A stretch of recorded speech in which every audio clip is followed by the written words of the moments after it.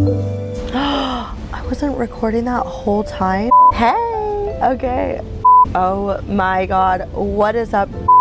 I sound like what is up, guys, and welcome to my YouTube.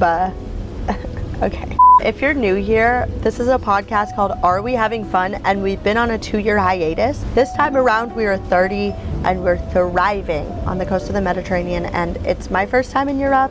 It's Stephanie's first time in Italy. We don't get to spend that much time together, so you know it's gonna get a little unhinged. This trip is to rediscover the value of our friendship and make us laugh until we burn enough calories so we could drink more spritzes and eat more cannolis. Guys, I am so excited to take you on our European summer. Please enjoy. Rate us highly, give us a thumbs up, subscribe, whatever the heck you have to do so that we can keep doing iconic shit, because that is our thing, okay? We love being iconic. All right, let's get into it. So the trip did not actually start with the summer. The trip started with the planning a year ago when we were in the trenches. Okay, 29 was hard. We had to worry about insurance and Q1 and Q2 and the growth of our business and all those buzzwords. And I'm not the business savvy person, so, okay, what's it to ya? Huh? So I felt like we had to do something big for our 30th birthdays, like a company trip. I mean, a very relaxing vacation for 2 friends, where I was totally gonna turn this into a content trip. No, I literally budgeted out as a production.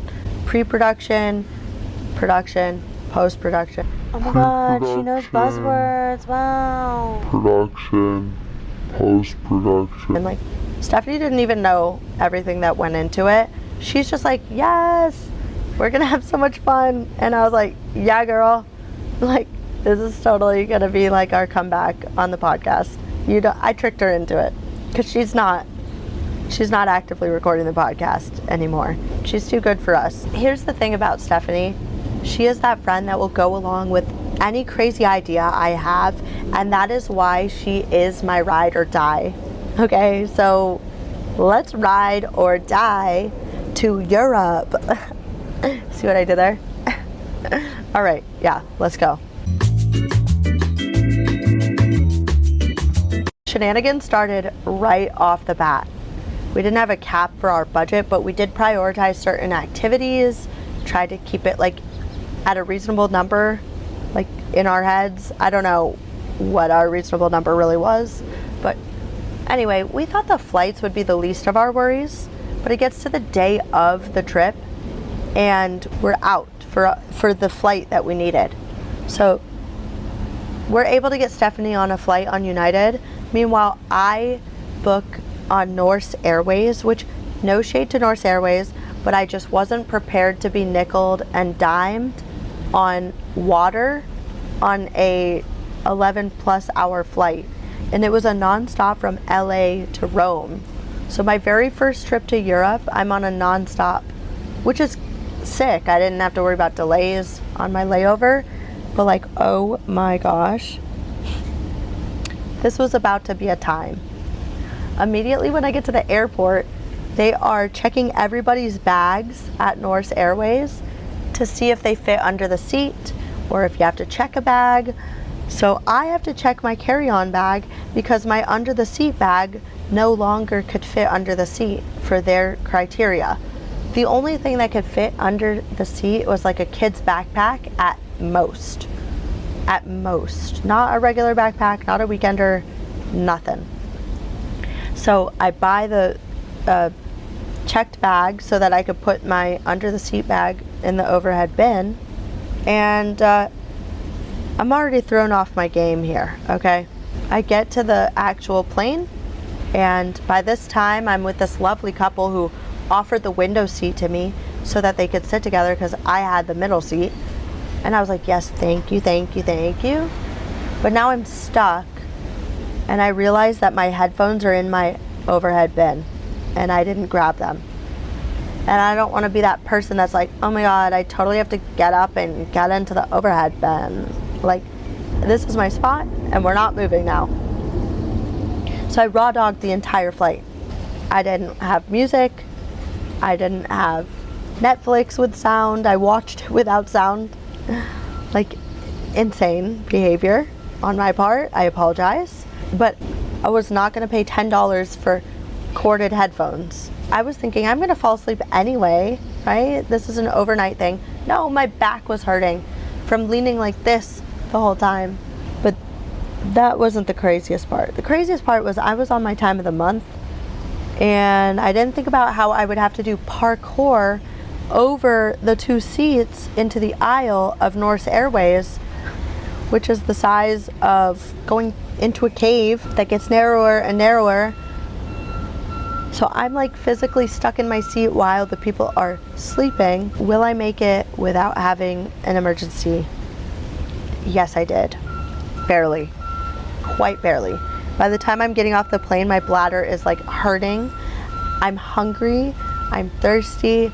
I'm cold. It's all falling apart real fast. No, I'm just kidding. I'm so happy to be in Rome. Immediately go to the bathroom, and then where do I get coffee? I have to go get my bag, so I have to go get coffee in the baggage claim, and I'm not allowed back into the nice area with the restaurants and the bars. So I guess I'm just chilling in the baggage claim for 5 hours until Stephanie arrives. I get through customs, it's like 10:30. So when I order my cappuccino, I didn't know there was a rule to order before 11, but I made it. I made it. I ordered that cappuccino before 11. I did that, and I didn't want to stand out, even though I have 2 suitcases. So I walked my little butt over to the bar, and I sipped my cappuccino like an adult right there. I didn't carry it around everywhere. No, no, no, they don't do that there. They drink it at the bar, and they finish it, and they leave. And then I ordered a focaccia. Oh my gosh, it was so good. I'm a big fan of a flat focaccia, sliced with the cheese in the middle. And that I see what people say about the tomatoes. They were so good, like so flavorful, and they were like watery, but so it was like melting in my mouth, like buttery. But anyway, more on the focaccia later. Right now, I need to tell you where things started to go downhill. Let's take a guess at what percentage Kayla's phone was at. 17% when you're waiting for your friend is torture, because Stephanie was the one bringing the outlet adapters for Europe. You see, I brought these portable chargers, but my specific charger had a USB-C port, and then the portable chargers had a USB port. So I couldn't charge my phone. How am I gonna find Italian brain rot on Instagram and TikTok if my phone's gonna die? Mind you, this is our first day in Europe, and I'm like, please, let's not lose each other on our first day in another country. Just please let us find each other, please, and let us get to our hotel. An hour left in the flight when I'm saying I'm gonna have to turn my phone off to save battery. She goes, yeah, same. I'm like 10%.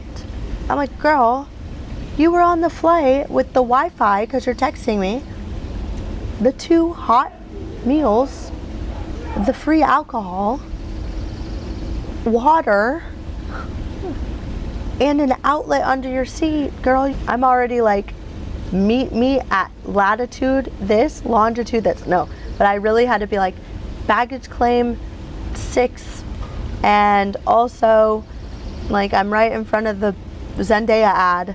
Can't miss me. But it was in this moment that I knew this was gonna be the trip of a lifetime. Do you have a friend where everything instantly becomes a comedy?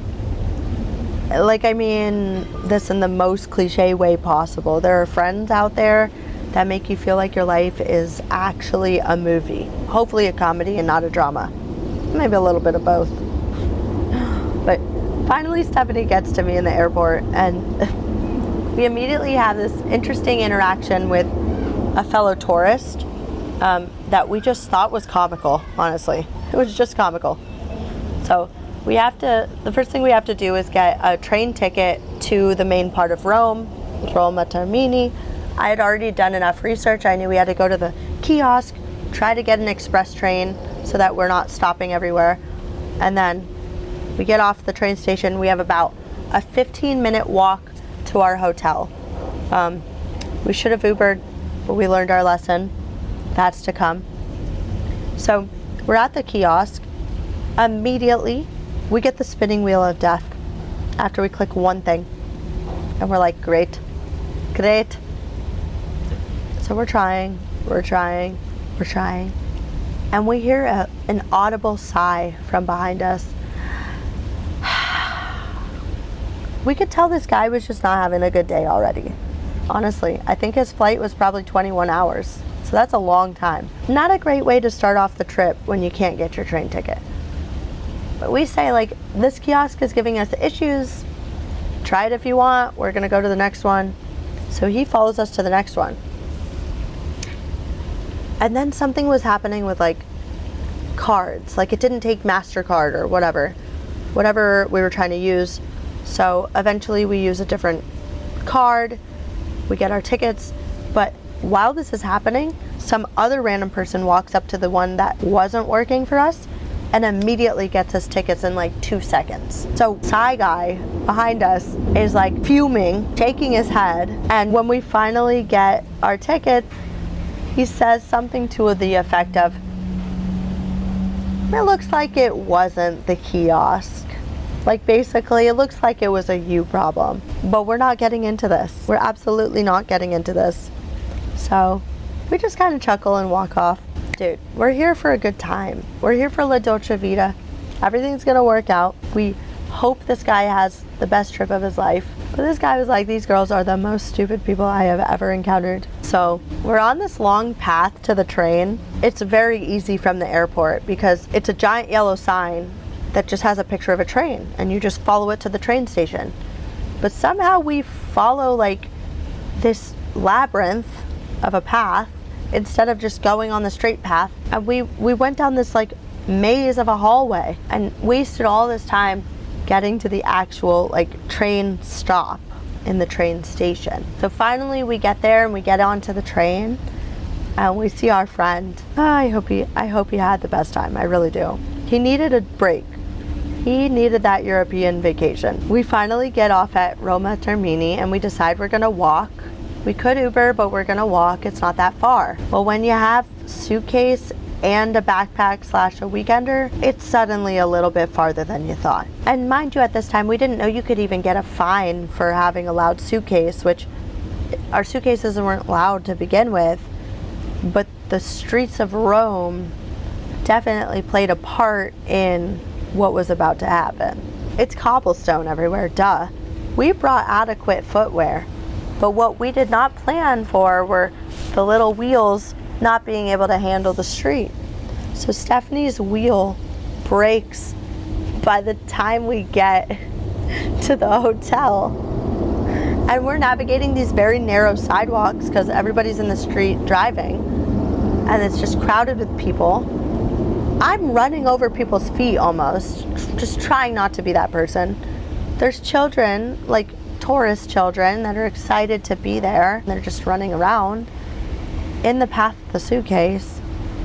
And I put the weekender bag on the handle because I had one of those like straps that go on the handle, but it was just a little bit too wide or too loose for the handle. So with the weight of the weekender, it was flipping around to the back side of the suitcase, just making my life difficult. So I take it off and I put the handles on the hook that attaches to the front of the suitcase. You can imagine like the suitcases that you see pilots and flight attendants walking around with. Sometimes they're strapped to the front or on the handle. So this guy twists around and flips the whole suitcase over. And I'm like, dang, I guess I have to just carry this bag on my arm. And I mean, look at my muscles. Like, I really did naturally work out in Europe. It takes going to Europe and just hiking hills and carrying your bags around to be toned. Why go to the gym when you can just go to Europe, honestly? No, this was the heaviest thing. Like, walking for 10 minutes like that was a lot. So I kept switching arms, and I was like, please, let's just get to the hotel. I'm sweating, it's 80 degrees. Please, let's just get to the hotel. Everything that had just happened, from the flight to the walk, melted away, because it was the most beautiful scene we have ever experienced. Stephanie studied art history, so she learned about the architecture, and I studied Latin, so I learned about the culture and like ancient Rome. But seeing it in real life is a totally different experience. And back home, we're kind of known for our very, very accurate replicas, almost like movie sets for hospitality, or physically movie sets. And everything looks the same, but it's like movie magic in a way. This was the real deal. Like, instead of it being a facade with nothing behind it, or instead of it being like a museum, it would be just a place of business or where people live. And so that blew us away. We could already kind of feel the history in our souls, not to get all deep, but we stayed by the Colosseum. And something that I tend to do is compare Italy to either California or New York based on the culture, the lifestyle, the landscape, the food. So in this aspect, I'm thinking of New York. And I'm like, oh my gosh, in New York, they have streets where you could see all the massive buildings lined up perfectly with the sunset. Like, the sunset is just perfectly going down in between the buildings on the avenues. And I'm like, oh my God, this is just like that. Our main street, just like perfectly aligned with the Colosseum. That was just like already a magical way to start our trip. We fell in love with this neighborhood. Everything just made Rome so magical. The restaurants, the gelateria, the bars, and our hotel. Immediately we're greeted with complimentary drinks, and the lady even tacked on a complimentary breakfast, which we were just gonna go to random cafes and get a quick breakfast, but now we're gonna experience continental breakfast, Italian style, which was so fresh. And there were different juices every morning.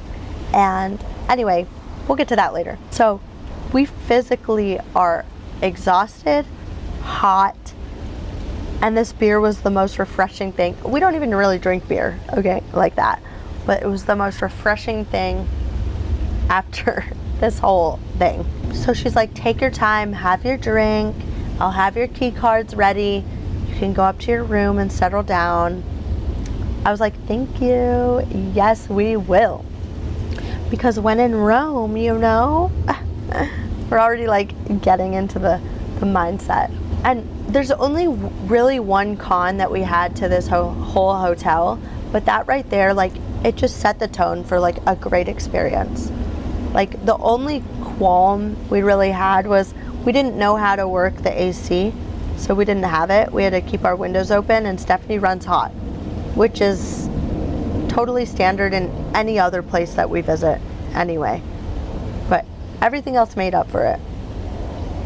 We get to the room, and it's just like so cute. And we have an espresso machine. I'm like, yes, yes, yes.